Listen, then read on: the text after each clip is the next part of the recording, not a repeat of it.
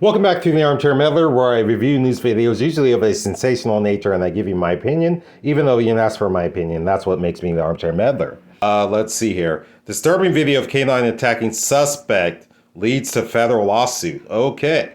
I've not seen the video, so I will be experiencing it along with you for the first time. But before we do that, make sure you subscribe and press that like button. Now, let's not delay. Let's get into the video.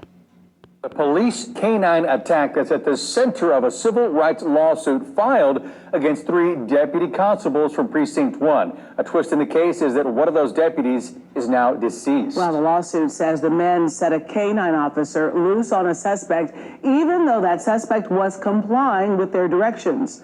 The suspect suffered painful and bloody injuries as a result. ABC 13's Maya Shea is live after digging into this lawsuit. Maya?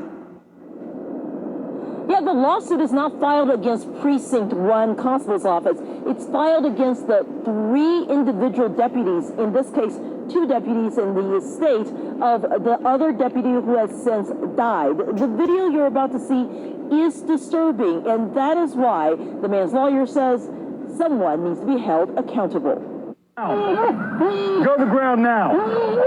Go to the ground. What you're looking at is body camera video where Sergeant Robert Johnson demanding Carrie Lee Thomas lay on the ground, which he does. This is February 2021, and 3 Precinct 1 deputies had been called to the scene where Thomas and a friend were inside a car. Minutes after Thomas first lay prone on the ground, Johnson is heard demanding he stand up, and then the dog is unleashed. Last word on the hot dog. Oh, gosh. Oh, God. Take around, don't you? Oh, God.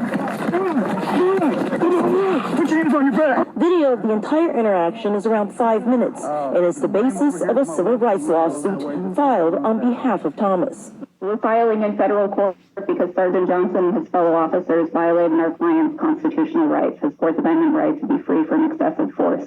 Shirley Lavarco of the Civil Rights Corp is representing Thomas and spoke to us via Zoom. She points out at the beginning of the video you can see Thomas fully comply with his hands up. Lavarco points to the moments after Thomas is arrested, where he says Johnson appears to be excited and happy by the canine's actions. All over on your stomach. You ain't seen nothing yet. That is good boy. Oh, boy. Yeah. The lawsuit is filed against the 3 deputies on the scene. Since Johnson is dead, it's filed against his estate. But the attorney says she's frustrated that the 2 other deputies remain on the force. Russ and Schultz need to be held accountable, period.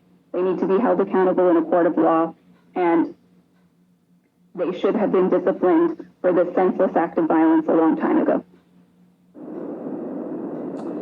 Now, we posed those questions to Constable Alan Rosen's office, and they said they just heard about this lawsuit, frankly, until we told them, but they wouldn't know necessarily about what happened unless it was reported, unless someone filed internal affairs complaint. They're looking through the records now. They're not clear that anyone complained up until this lawsuit is filed, so we'll keep you updated. Live downtown, Maya Shea, ABC 13, Eyewitness News. So, I have to say that I would love to see more of this video to see exactly what happened. Is this officer actually a dirty cop? Did he intentionally let that dog loose to do what it did? Yeah, a lot of questions here. A lot of questions. But it did appear like this suspect was complying. Yeah, I'm trying to figure out what was going on with this officer. I guess this officer, the canine handler, is now deceased. So there's no way to get any answers out of him. But yeah, this one, I'm wondering what all transpired in the entire video. But since there is I believe it's a civil suit, a civil rights lawsuit, I believe.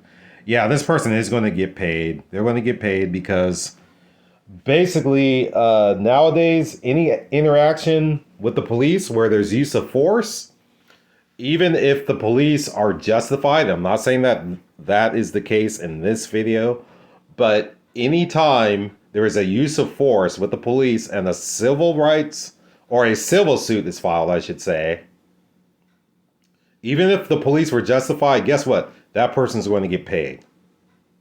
That person, that suspect, whatever it is, they're going to get paid.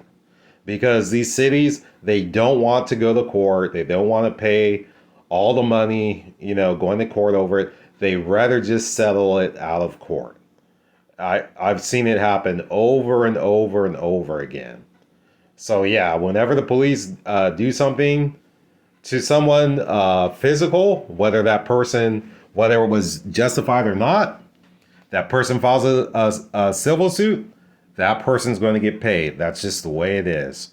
So anyhow, that's going to wrap up this video. Once again, I am the Armchair Meddler and hope to see you on the next episode.